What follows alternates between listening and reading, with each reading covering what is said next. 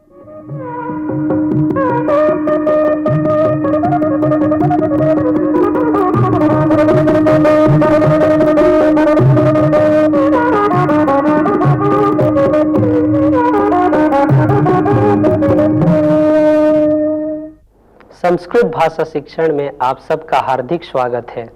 पूर्व पाठ में हमने जान लिया कि परितः के पहले द्वितीय विभक्ति होती है। इस पाठ में हम एक और संदर्भ जानेंगे जिसमें द्वितीय विभक्ति का प्रयोग होता है। नमो नमः। संस्कृत भाषा शिक्षणे भवतां सर्वेषां स्वागतम्। पूर्वतन पाठे वयं द्वितीय विभक्ति प्रयोगान् ज्ञातवन्तः। परितः इत्यस्य शब्द प्रयोगे अपि द्वितीय विभक्तिः भवति इति वयं श्रुतवन्तः ज्ञातवन्तः च। अहं बिन्दुं लिखामि। बिन्दुं परितः वृत्तं लिखामि। बिन्दुं परितः वृत्तं लिखामि। सूर्यः सूर्यं परितः नक्षत्राणि भवन्ति। नटः नटं परितः अभिमानिनः भवन्ति। वैद्यः वैद्यं परितः अनुवैद्याः सन्ति। इदानीं वयम् एकम् अभ्यासं कुर्मः। अहं शब्दद्वयं वदामि, भवन्तः तद् वाक्यरूपेण वदन्तु। यथा सैनिकः शस्त्राणि। सैनिकं परितः शस्त्राणि सन्ति। अहं शब्दद्वयं वदामि, भवन्तः वाक्यरूपेण वदन्ति। कृषकः सस्यानि। मेषपालः मेषाः। गोपालः धेनवः।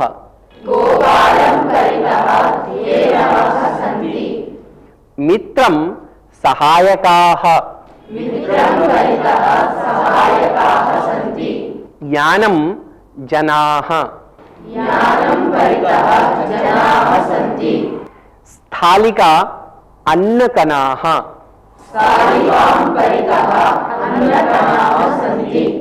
नर्तकी दर्शकाः। कविः प्रशंसकाः। मुनिः शिष्याः। पशुः वत्साः।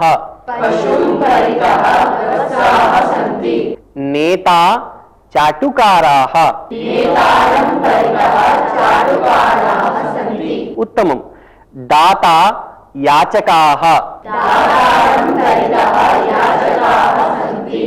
अध्येता पुस्तकानि।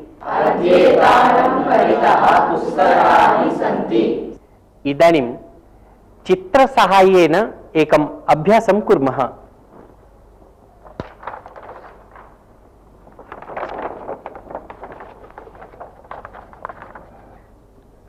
पश्यन्तु, चित्रमस्ति। विद्यालयः उद्यानं। विद्यालयं परितः उद्यानम् अस्ति। वदन्ति वा? विद्यालयः उद्यानं।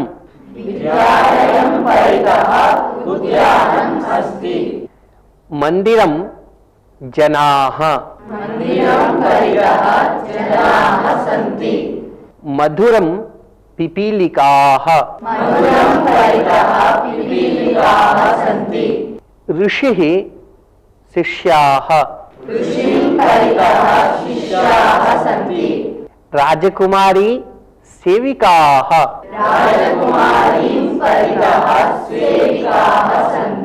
गृहं प्राकारः। अध्यापकः शिष्याः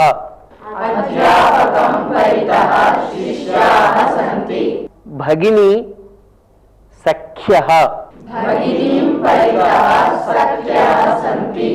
माता पुत्री नृत्यति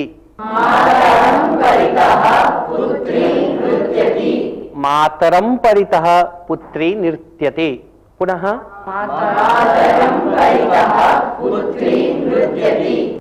इदानीं वयम् एतेषां बहुवचन रूपाणि अपि जानीमः एव यथा कृषकाः सस्यानि कृषकान् परितः सस्यानि सन्ति मेषपालाः मेषाः मेषपालान् परितः मेषाः सन्ति मित्राणि सहायकाः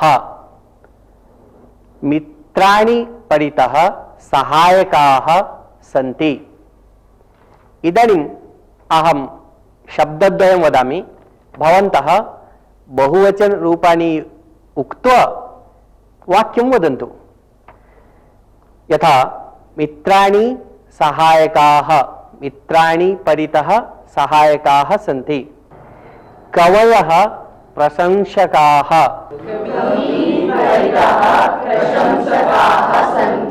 उत्तमं मुनयः शिष्याः नेतारः चाटुकाराः नेतारः नेत्रीन् नेतारः चाटुकाराः पुनः वदन्ति वा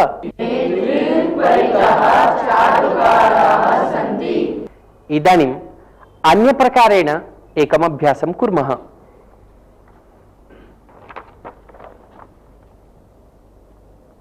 अत्र एकवचनरूपाणि अपि सन्ति बहुवचनरूपाणि अपि सन्ति अहम् एकम् उदाहरणं वदामि अनन्तरं भवन्तः वदन्तु देवालयः प्राकारः देवालयं परितः प्राकारः अस्ति वदन्ति वा एतत् देवालयः प्राकारः देवालयं परितः प्राकारः अस्ति विद्यालयः क्रीडाङ्गणम् विद्यालयं परितः क्रीडाङ्गणम् अस्ति चन्द्रः मेघाः चन्द्रं परितः मेघाः सन्ति शर्करा पिपीलिकाः शर्करां परितः पिपीलिकाः सन्ति अध्यापकाः छात्राः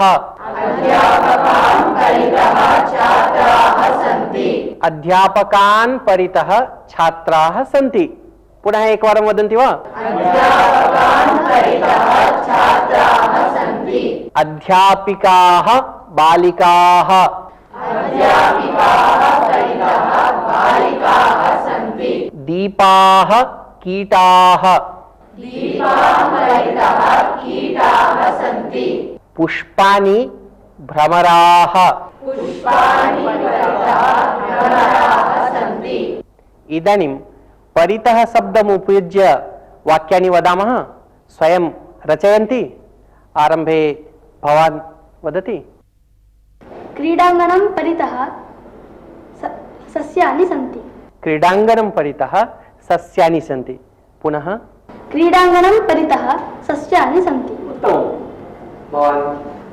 ग्रामं परितः अरण्यानि सन्ति बहु समीचीनं विद्यालयं परितः प्राकारः अस्ति शिवलिङ्गं परितः प्रदक्षिणं करोति भवती वदति वा चोरान् परितः आरक्षकाः सन्ति चन्द्रं परितः नक्षत्राणि सन्ति गृहं परितः वृक्षाः सन्ति मांसं परितः काकाः सन्ति श्मशानं परितः भूताः सन्ति उत्तमं तुलसीं परितः दीपाः सन्ति देवान् परितः भक्ताः प्रदक्षिणं कुर्वन्ति इदानीं वयं कतिचन दृश्यानि पश्यामः इदानीम् एकां क्रीडां क्रीडामः भवन्तः सर्वेपि विदिशां परितः धावन्तु। जयतु जयतु संस्कृतभाषा, बालकस्य भाषा संस्कृतभाषा, विश्वस्य भाषा संस्कृतभाषा। जयतु जयतु संस्कृतभाषा, पंडितस्य भाषा संस्कृतभाषा। उपरि पश्य संस्कृतभाषा, अधः पश्य संस्कृतभाषा। जयतु जयतु संस्कृतभाषा। इदानीं भवन्तः सर्वेपि जाह्नवीं परितः नृत्यन्तु।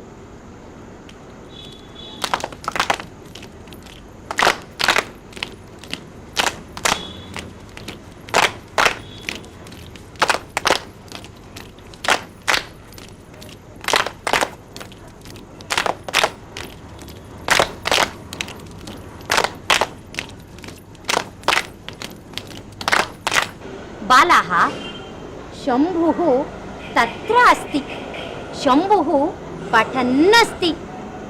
भवन्तः तत्र गत्वा शम्भुं परितः उपविशन्तु। अस्तु वा? अस्तु। शीघ्रं धावन्तु।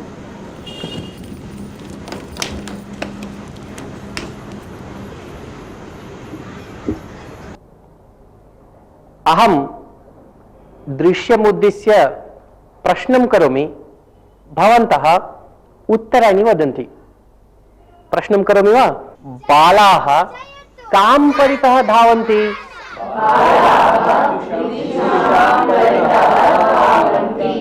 बालाः कां परितः नृत्यन्ति?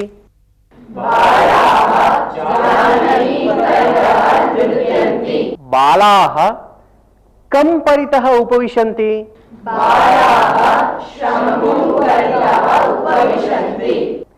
इदानीं वयमेकम् अन्यमंशं ज्ञास्यामः। अहम् एकं वृक्षं लिखामि।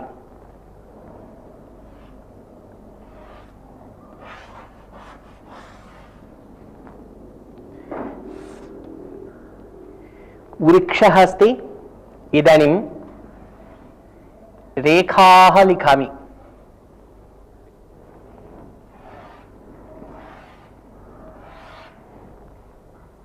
वृक्षः अस्ति। वृक्षम् उभयतः रेखां लिखितवान्। वृक्षम् उभयतः रेखाः लिखितवान्। सरस्वती अस्ति। पुस्तकानि सन्ति। सरस्वतीम् उभयतः पुस्तकानि सन्ति। सरस्वतीम् उभयतः पुस्तकानि सन्ति। भवतः नाम किम्? मम नाम पवनकुमारः। अत्र आगच्छतु। भवतः नाम किम्? मम नाम पृथ्वी। भवान् अपि आगच्छतु। भवत्याः नाम किम्? मम नाम श्रुतिः। भवती अपि आगच्छतु।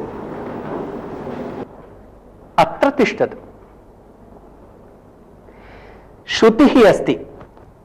श्रुतिः मध्ये अस्ति, बालकौ स्तः। श्रुतिम् उभयतः बालकौ स्तः। श्रुतिम् उभयतः बालकौ स्तः। इदानीं चित्राणां सहायेन अभ्यासं कुर्मः।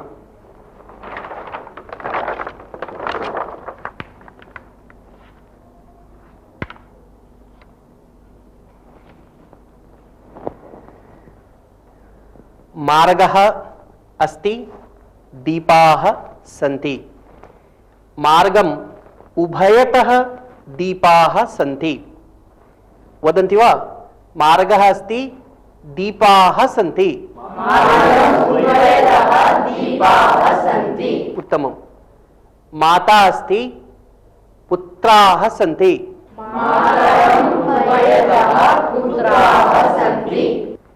गृहमस्ति, वृक्षाः सन्ति। देवी अस्ति, सेवकौ स्तः। इदानीम् अन्यप्रकारेण वाक्यानि वदामः।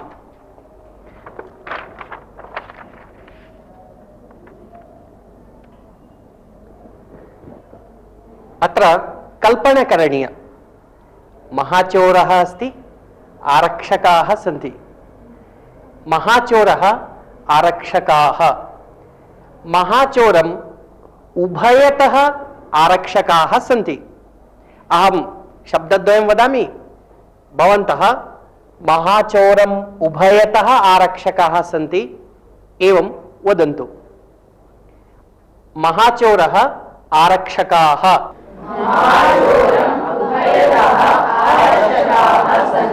सख्यः लता सख्यः, अध्यापकः छात्राः, वस्त्रापणः धान्यापणाः,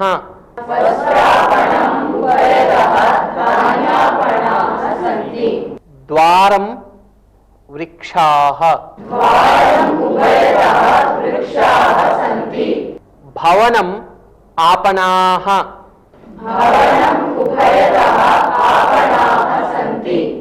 उत्पीठिका आसन्दाः,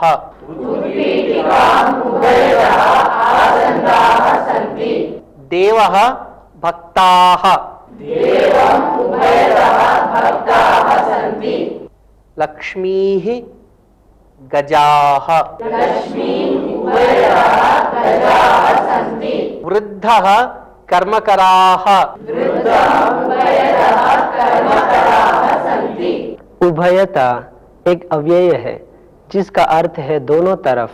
जब इसका प्रयोग होता है तब उसके पहले द्वितीय विभक्ति का प्रयोग करना चाहिए। जैसे वृक्षम् उभयतः रेखाः लिखितवान्, सरस्वतीम् उभयतः पुस्तकानि सन्ति।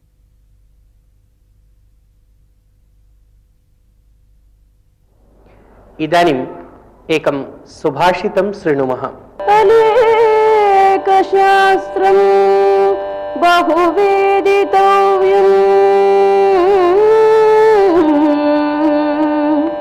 अनेकशास्त्रं बहुवेदितव्यम्,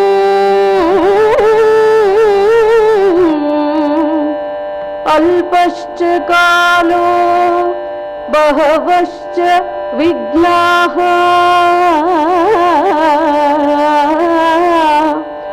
अल्पश्च कालो बहवश्च विघ्नाः,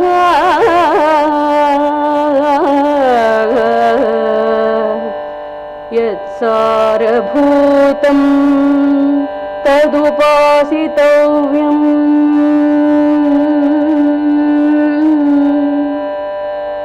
यत्सारभूतं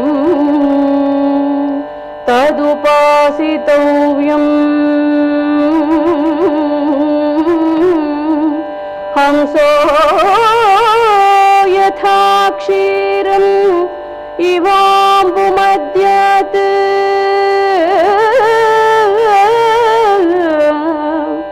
हंसो यथा क्षीरम् इवाम्बुमद्यात्,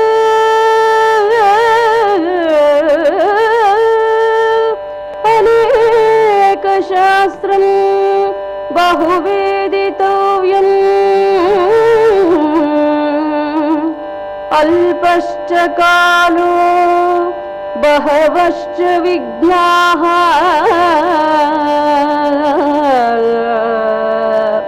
यत्सारभूतं तदुपासितव्यम्, हंसो यथा क्षीरम् इवाम्बुमद्यात्,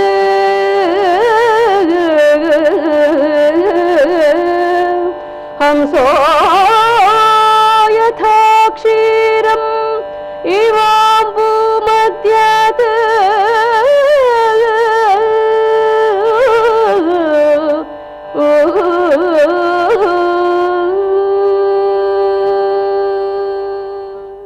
सुभाषितस्य आशयः एवमस्ति, लोके बहूनि शास्त्राणि सन्ति, धर्मशास्त्रं, न्यायशास्त्रं, नीतिशास्त्रं, संगीतशास्त्रम् इत्यादीनि बहूनि साहित्यानि सन्ति, अनेकाः विद्याः सन्ति। तत्रापि एकैकस्मिन् अपि शास्त्रे बहु ज्ञातव्यम् अस्ति। अस्माकं जीवनकालः अत्यन्तम् अल्पः, तत्रापि बहवः विघ्नाः आयान्ति। एवं सति अस्माभिः किं करणीयम्? सुभाषितकारः वदति, यद् सारभूतं तत्त्वमस्ति तद् केवलं ग्राह्यम्, अस्माभिः तस्यैव केवलम् उपासना करणीया। यथा हंसः जलमध्यात् केवलं क्षीरं स्वीकरोति, जलं परित्यजति, तथैव बुद्धिमद्भिः अस्माभिः केवलं सारभूतं ग्रहीतव्यम् इति। सुभाषित का अर्थ, शास्त्र अनंत है, विद्या अनेकों प्रकार की है, किंतु जीवन काल छोटा है और बाधाएं अनेक है, इसलिए जो सार है वही ग्रहण करना चाहिए। जैसे हंस दूध और पानी में से दूध पीता है, पानी छोड़ देता है।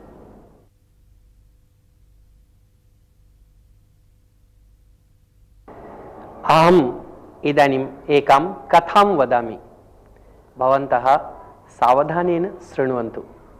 पुराकाले एकः राजा आसीत्। सः दयालुः, धर्मिष्ठः च। एकदा एकः पथिकः पञ्जरे निबद्धं शुकं गृहीत्वा तत् नगरम् आगतवान्। सः स्वस्य शुकस्य महिमानं वर्णयन् एकस्यां वीथ्याम् अटति स्म। राजभटाः तं दृष्टवन्तः। तं पथिकं गृहीत्वा राज्ञः समीपम् आनीतवन्तः। तस्य सर्वं वृत्तान्तं निवेदितवन्तः। तदा राजा कौतुकेन दृष्टवान्। यदा राजा पृच्छति, एषः शुकः किं भाषणे समर्थः? तदा पथिकः वदति, न केवलम् एषः मम शुकः भाषणे समर्थः, अपितु एषः भवतः मुखलक्षणं दृष्ट्वा भावी वृत्तान्तमपि वक्तुं शक्नोति। तर्हि मम मुखलक्षणं दृष्ट्वा किञ्चित् वक्तुं वदतु शुकम् इति पथिकं राजा आदिष्टवान्। पथिकः पञ्जरम् उद्घाटितवान्। शुकः राज्ञः समीपं गत्वा मुखं दृष्ट्वा अवदत्, भवतः राज्ये शत्रूणाम् आक्रमणं भविष्यति। राजा आश्चर्यचकितः, यतः कतिचन गुप्तचराः राजानं दिनद्वयात् पूर्वमेव सूचितवन्तः आसन् यत् भवतः राज्ये शत्रूणाम् आक्रमणं भविष्यति। तदा राजा पुनः शुकं पृच्छति, मित्र, भवान् अस्वतन्त्रतया एव जीवनं करोति, भवतः बान्धवाः सुहृदः वा न सन्ति, भवतः स्वामी सर्वदा पञ्जरे तु न स्थापयति, अतः भवान् किमर्थं बहिः न पलायते? तदा शुकः वदति, मम स्वामी माम् अतीव प्रीणाति, अहं कृतघ्नः न, अहम् अत्र असन्तुष्टः अपि न। यदि अहम् इतः पलायनं करिष्यामि तर्हि तेन स्वामिना पुनः अन्यः शुकः अन्वेष्टव्यः, पुनः तस्मै शिक्षणं दातव्यम्, एवं तस्य बहवः क्लेशाः भविष्यन्ति। अतः अहं स्वामिनं त्यक्त्वा गन्तुं न इच्छामि। शुकस्य एतादृशं वचनं श्रुत्वा राजा नितरां सन्तुष्टः। राजा तस्मै स्वामिने उद्योगं दत्वा तं शुकं बन्धन विमुक्तं कृतवान्। अनन्तरदिने राजा उद्याने विहरन् आसीत्। तदा सः शुकः पुनः आगतवान्। राजानं वदति, अहं भवन्तं मम स्वामिनं च विस्मर्तुं न शक्नोमि, अतः अहं प्रतिदिनम् अत्र आगत्य वार्तालापं कृत्वा गमिष्यामि। एवं श्रुत्वा राजा शुकं गृहीत्वा तं वात्सल्येन लालितवान्। कथायाः आशयं ज्ञातवन्तः खलु? धन्यवादः। नमो नमः। इसी के साथ अब यह पाठ समाप्त होता है। अगले पाठ में हम फिर मिलेंगे। तब तक के लिए धन्यवाद।